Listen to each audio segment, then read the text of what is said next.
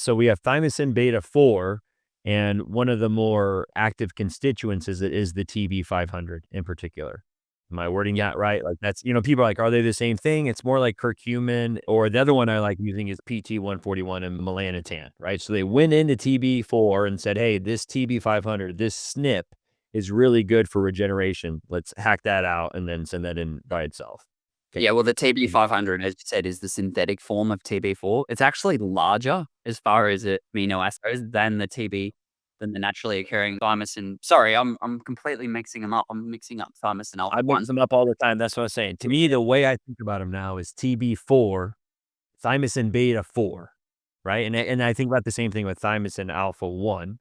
And then with TB4, you can go in and get, it doesn't make sense because the number is larger, so it's kind of counterintuitive, that the TB500 is more of the SNP out of that. Not to say, to my understanding, like I said, there are other things in TB4 that are beneficial. And the same way in melanotan, right? You get the tanning effect, you get the boost on the libido, you get an overall sense of well-being, nootropic. PT141 is pretty much just going to boost your libido.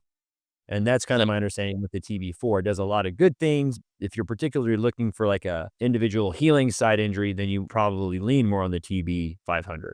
So the peptides so funny. Some of my old videos, I was like CJ12807 for MK677, and they had the MK. Joakim Noah, the basketball player, got busted for one. It's like 1068, and it's actually a SARM, and the other MK is a growth hormone peptide. It hits the growth hormone peptide, but it's not a peptide, right? It hits the peptide receptor. It's like, it's not the easiest industry to talk about, for sure.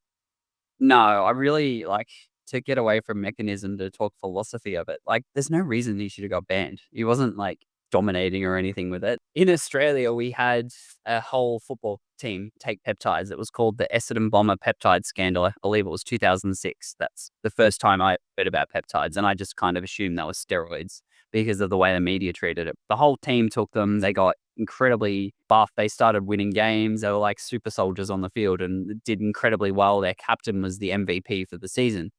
But because they did so well and none of the regulatory agencies knew about them and kind of got made to look stupid, they retrospectively banned them, but still gave the players the punishment as if they were banned before they took them. So it was, Australia's a funny place. If you make them, Well, if I remember right, we had the whole baseball scandal. And unless I'm wrong, when McGuire because I was outside St. Louis. So if you know anything about the home run, that was 2000, was it 98? 1998. Barry Bonds, I think, was like 03, 04. Mhm. I don't think the pro hormones were banned. I don't think they were on the ban list, and they maybe by the time it got to Bonds, like the 1AD and stuff, I could be completely wrong.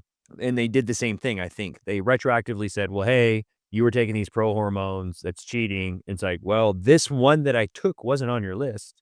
They're doing that now with peptides, right? They're like, well, it's kind of like rituatrutide, or do you see the new one, servoduvadide? Dude, I think last time I checked the GLPs, because I've done a cheat sheet on all the peptides, the GLP-1s, the amount of them in development from every pharmaceutical company is absolutely astonishing. Yes. Where they're headed now is that, and I believe that's possibly why peptides are being banned, is they'll just re-release them as modified forms of what currently exists. yeah. But at the same time, I don't think you've got any legal or moral justification for banning something that's already working and is already naturally occurring. But anyway, that's where I think pharmaceutical companies have to head. Otherwise, they're kind of doomed in a way if they keep pushing out these things. You can only push a crap product for so long. They've had a very good run, but as I said, in the bubble that I'm in, I feel like it's starting to burst for a lot of people. I mean, you can only, once you go down the rabbit hole of natural medicine, naturopathy, peptides, you kind of don't ever go back once you've got the benefits from it.